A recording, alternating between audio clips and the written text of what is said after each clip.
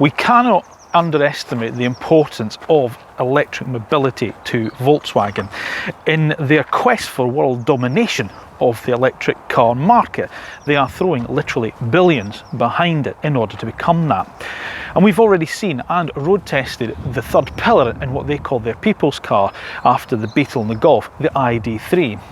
But believe it or not, that isn't the most important car to them in order for them to achieve their goal.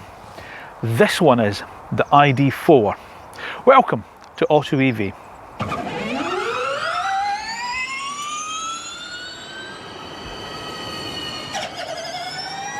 Now, before we go on to this week's road test of the new Volkswagen ID.4, yes folks, you've guessed it, it is time for me to tell you to like the video, subscribe to the channel and press the little bell button. It's down there. If you have a look, it's just down there. If you press that, it'll tell you when the next video gets uploaded and then you'll never miss one. If you do that, because the pubs are going to reopen tomorrow, we're going to be so grateful. We're going to send everyone who subscribes a virtual pint. Don't know how we're going to do that, but anyway, enough's enough. The ID.4. It is to the ID.3 what the Tiguan is to the Golf. In other words, it's that sort of small crossover SUV style of car that's now become de rigueur as family transport. But it's not that makes this the most important car in Volkswagen's arsenal of electric cars. It's the fact that it's a world car. In other words, it's going to be sold in North America and China where the ID.3 isn't. So it's going to sell in much bigger numbers. Not only that, but it's also going to be built in those marketplaces as well as in Volkswagen's factories in the States and China. And styling wise, well, it's pretty much as we saw with the ID.3. It's typical Volkswagen, and that's what people like about them. There's nothing to offend, but there's nothing to really get excited about either. These lovely LED headlights here with the daytime running lights through this light bar that flanks this big new bold Volkswagen logo. It's white on black. We've got a grille down there that pushes air into the radiator down there, a little silver flash there. And then you've got these vents that obviously then take the airflow there and throw it around the side of the front wheels to aid with aerodynamics. It's a reasonably short front end as well, which makes it quite roomy inside, and we'll see that obviously a little bit later. What about the side though? Yeah, you can see this sort of short nose, quite a big bluff front nose, and this really strong shoulder line that runs through and this sweeping back roof line. Now this silver part here makes the car look a lot more sort of like lower than it actually is, although it is still quite a low car. I had it parked next to our Land Rover Freelander family car and it's a good deal lower than that. It's probably similar size to something like the Kia e-Niro. You get this big rear spoiler to aid the airflow and this swooping line that comes up to make this quite a sort of like a small part of the car, and these lovely big alloy wheels in this car, 20-inch wheels in this first edition car, and again everything's really nice sharp crease, very tight shut lines. It's not, as I say, exciting, but it's quite a handsome car, let's call it that. And then of course round the rear, well, as you'd expect, it's just pretty much the same as the front. Nice big LED sort of like tail lights. They're running across this light bar, which is dissected by this big bold Volkswagen logo, which is oddly not the boot release. I made a bit of a schoolboy error the other day thinking that's exactly what it was. It's not. It's tucked underneath here under this the rear hatch. Not as keen on the badge, if I'm being honest with you. It looks a little bit cheap plastic here, I have to say. Yeah, I'd probably do without that, but horses for courses. Anyway, the rear window looks quite shallow as well, but rear visibility is actually not that bad. And visibility around the whole car is pretty good. You can see here, this silver bit here, how it makes the car look lower than it actually is, whereas in reality it's higher. And this big spoiler that goes all the way back there. Then underneath here we've got this black plastic, which I have to admit I quite like. It's practical as well, rather than being painted. Yeah, so as we'd expect, nice, neat, typical Volkswagen. Now, rear luggage capacity is excellent on the ID.4. It is 543 litres with the rear seats in place. Now that makes it bigger than the Ford Mustang Mach-E and also bigger than the forthcoming Nissan Ariya, another new car that's coming out that's going to be big competition for the ID.4. You get to say the 60-40 split rear seat, which they do fold flat, which is ideal. And you've also got that centre ski hatch, which is excellent, because 10 minutes after this car arrived with me, I had to go and pick up a flat pack bookcase for my daughter, which arrived in this long narrow box, but it meant I could get it all the way through without actually having to fold the rear seat down. and move her child seat. The open space here is nice and wide. You've got a little bit of underfloor storage in here for your cables, which is good. You've got a little bit of a drop, although it's not a flat entry, but it's not massively different. I mean, again, we've got the suitcases with us today, so we can show you. So here's a large suitcase, our medium suitcase in there, and then our small suitcase here, and a rucksack there, and I've still got space down there. I mean, that's excellent. It's one of the biggest in its class, and it's a really practical shape, as I say. Now, when you pop the rear seats down, it takes accommodation up to 1,575 litres of usable luggage space, so plenty enough for most people. Although oddly, no electric tailgate on this one. First world problems and all that. Now, similar philosophy to the ID3, where you have a Golf size car with a Passat size interior. Here we have a Tiguan size car with a Touareg size interior. It is massive back here. I mean, look at the space that I have. I mean, that's just huge. The batteries, this is the MEB platform in Volkswagen speak, and the batteries are in a skateboard style underneath the car. So there's no intrusion into the interior. There's bags of footroom here. I've got acres of legroom, and you've got this flat floor across. So 3 people across is not really going to be anything uncomfortable for most people. You've got ISOFIX points, obviously, in the 2 outer rear seats, but also one as well on the front passenger seat, which is handy. And then you've got these nice little pockets up here for like a mobile, and iPads down here, and you've got USB-C charging points down there. No panoramic roof in the first edition cars, but it is available as an option on some of the other trim levels.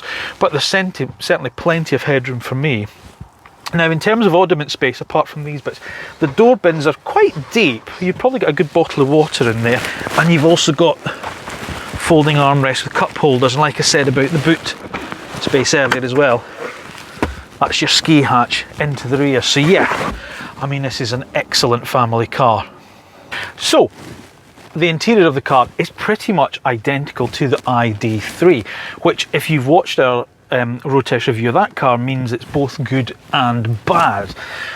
First of all, I kind of avoid this white if I was you, because that just is not going to be practical whatsoever. Thankfully, it's available in other colours. And these first edition cars come with this sort of suede like Alcantara type interior with the kind of brown kind of leather on the side. And the seats themselves are actually quite comfortable. But it's the switchgear. It's the switchgear that I've got real problems with this car. And it's just this odd thing of this volume being these touch sensitive with no feedback. I know we've got used to smartphones and gadgets in our homes and things with these touch sensitive screens, and that's fine. But when your attention has to be elsewhere, i.e. on the road, I just like it so that it's just a little bit more definitive, so I can do it without having to take my eyes off the road to make sure that I've done something in this.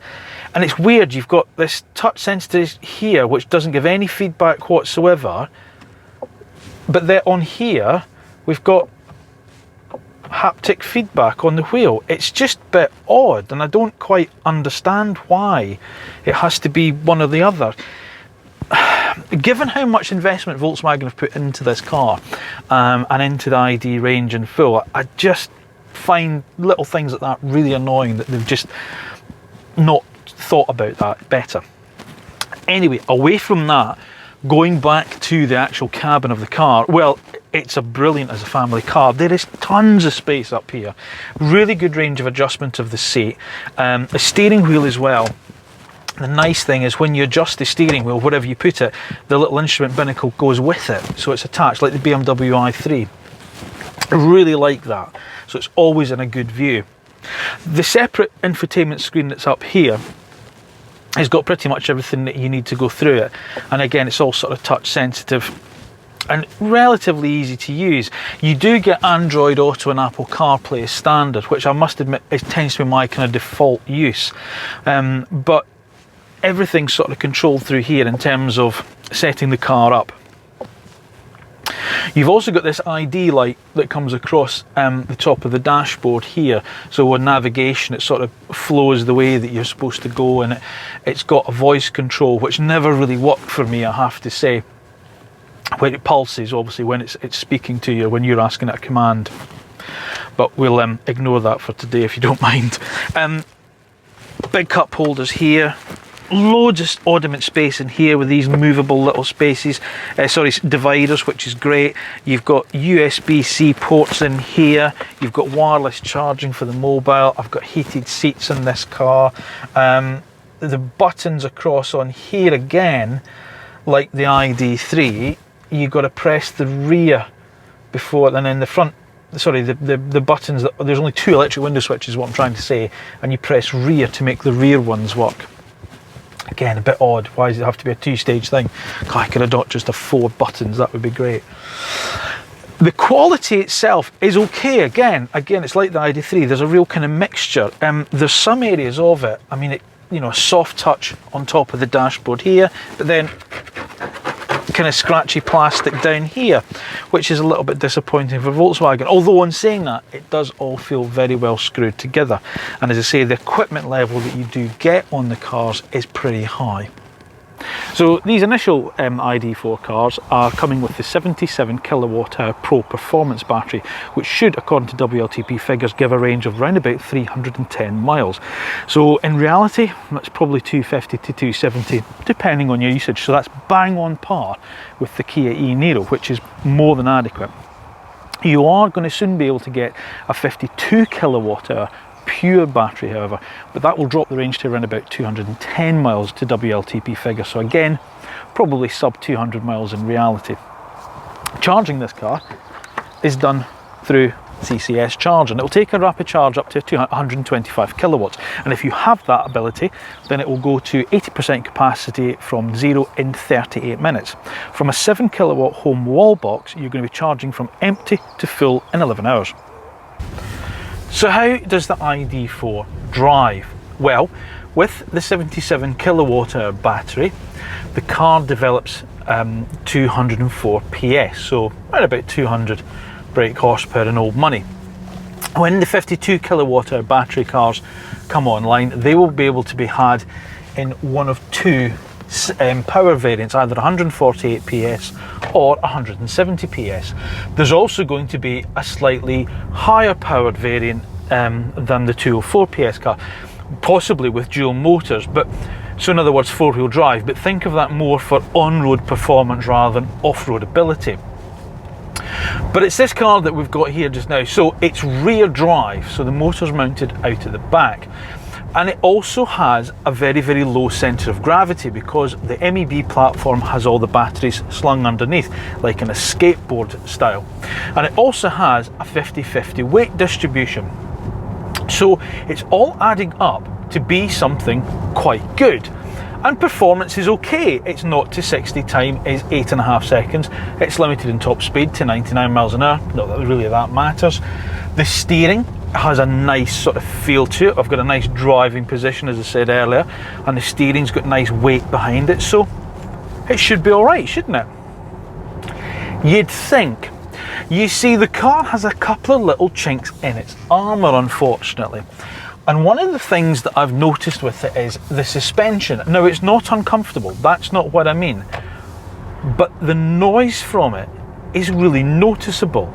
On anything other than sort of billiard table smooth roads, anything with sort of like a pothole like that or a drain hole cover, you really hear the suspension.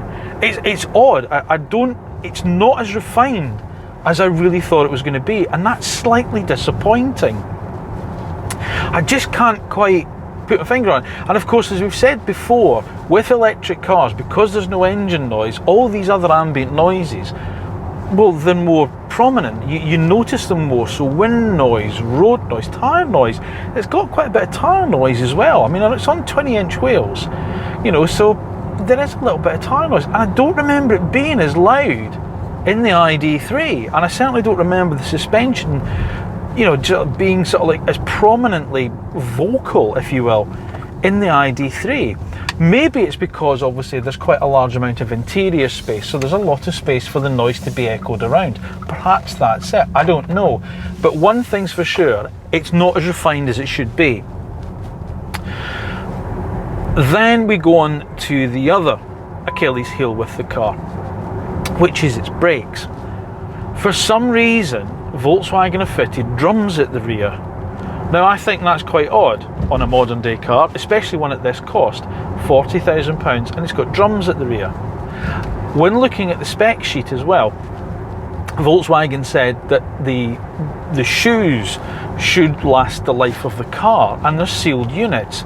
So therefore, they're relying then more on the front brakes. Now the fronts are discs, and depending on the spec, they'll be 358mm discs. Now that's bigger than a Golf R gets, but the pedal feel, just, you've really got to push it. You've really got to go on the brakes to really get the car to stop. And then the brake regeneration, which is activated via the drive selector up here, you've only got two settings. It's either on or it's off. You know, it's drive or B mode, which is obviously brake regeneration. So it doesn't quite give you that one pedal driving, and it doesn't allow you to adjust it any further than that. And some people might say, well, why would you want to adjust it? Why do you need that? But believe me, when you drive an electric car, sometimes you do. When you're on the motorway or the more open roads, you want to get the regen right off so that the car will coast more and be more efficient. On the sort of like the more kind of back roads and the kind of country road driving, where I sometimes do, I quite like it because it's a form of engine braking where you're not relying on the brakes to just slow the car for the corner. And then when you're round about town or in the city, you want it to be really aggressive so you get that one pedal driving. But you can't. It's either on or it's off. So whilst I'm sort of like able to forgive the car a little bit for, you know, the neutrality of its handling and things like that, I can't for the lack of refinement. I find it really odd, and I find it really disappointing as well, because the rest of it is so good as a family car, but yeah, it's just not as good as it should be. I really expected it to be a lot better than this, and unfortunately it isn't. Now, the UK government's decision to abolish the plug-in car grant for cars over £35,000 does have an effect on the ID4, meaning the 77 kilowatt hour battery cars are all now £40,000 plus. This first edition car kicks the range off at £40,800, and then you move to the Life model at just over £41,000. Then there's the Family at £45,500, and then the range topping Max, which comes in at just under the £50,000 bracket. There's going to be more models, obviously. As I say, they're going to bring in the 52 kilowatt hour battery, which will reduce the price on that, and there's also going to be a further range topping car, which will obviously push the price further than the £50,000. So again, the range is going to expand, but at the moment it's 40 grand. So in terms of competition, what else is out there? Well, there's quite a lot at the moment, but more importantly, there's a lot coming onto the market. Currently you've got things like the Kia e-Niro, which is one of our favourites and is an excellent car, and also Kia's Soul as well. The Hyundai Kona is a bit smaller than this, so probably won't include that car. But Ford have just launched the Mustang Mach-E, and Nissan are about to enter the fray with its new Ariya, which is a similar size, price and range of vehicle. But also as well, from within Volkswagen's own group, there's the Skoda Enyaq, which shares the MEB platform with this car. But going back to the Koreans as well, they're about to bring out the Kia EV6 and the Hyundai Ioniq 5. So life for the ID4, it ain't going to be an easy ride. So here's what we like and what we don't like about the Volkswagen ID4. We like its practicality as a family car. Its comfortable driving position, it's well equipped, and the range on the 77 kilowatt hour battery. We don't like some of the interior controls that still niggle us. The brakes, handling is only average, and there's a lack of polish to the refinement. If we thought the ID3 was Volkswagen playing it safe, then the ID4 is showing them to take no chances whatsoever. This was Volkswagen's difficult second album. You don't want to annoy those ardent followers, but you're not going to win over many new fans by churning out just the same old stuff. It's a really difficult position to be in. And this year, we're going to see some really, really interesting new cars into this sector of the marketplace. There's an old saying that fortune favours the bold. And I think Ford with the Mustang Mach-E, Nissan with its new Ariya, and of course Hyundai and Kia with its Ioniq 5 and EV6 respectively, just show a little bit more bravery. Don't get me wrong, this isn't a bad car, it's a very good one. It's just not a great one, and that's a little bit disappointing for me. Thank you for watching Auto EV. As always, please do like and subscribe to the channel. Make sure you press that little bell button, of course, so you receive notifications of when the next one comes along online. And head over to autoev.co.uk if you want to see more road test reviews on all the electric cars available. Unfortunately, it's me that's doing them, but hey, you can't have everything. Thanks for watching, we'll see you again soon. So, you've watched our video. It's now my job to tell you to like and subscribe, and press the little bell button to receive notification of when our next video is uploaded.